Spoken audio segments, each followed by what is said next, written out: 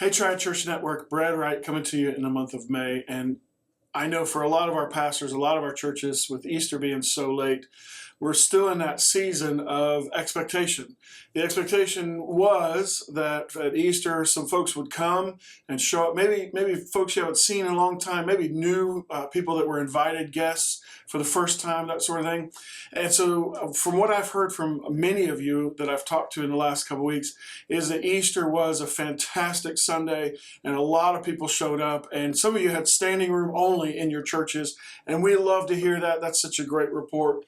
But now that expectation changes as you think about follow-up and you think about maybe the week after Easter, you made a concentrated effort as a church to call on folks or to send them something in the mail or in some way, shape, or form to follow up with folks. And now maybe for some of our pastors and for some of our churches, there's almost a letdown. There's almost the week after Easter, oh, they didn't come back, or oh, not as many came back, or oh goodness, maybe we didn't have as much of an impact, or maybe the Easter service didn't go the way you hoped it would go.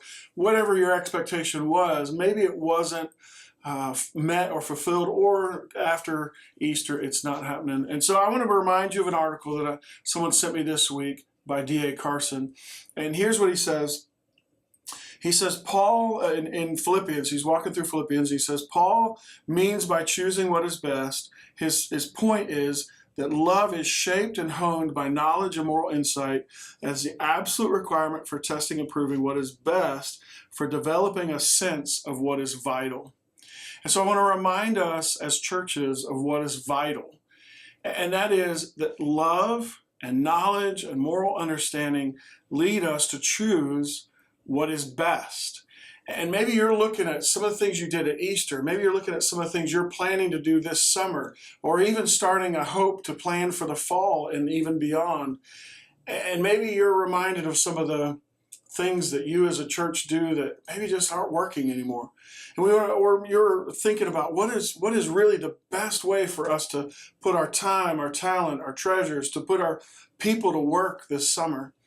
And especially our pastors, but everybody in our congregations, in our churches that are part of TCN, I just want to remind us of what is vital and what is best. And that is to focus on the gospel, to preach the truth in love, but also to make disciples. And many of our churches have fantastic discipleship models that maybe some of our other churches can learn from and glean from. We'd love to be able to share that with you. But maybe I just mentioned that word discipleship and you go, yeah, Brad, we're doing a lot of maybe good things, but we're not necessarily focused on what's vital and what's the best.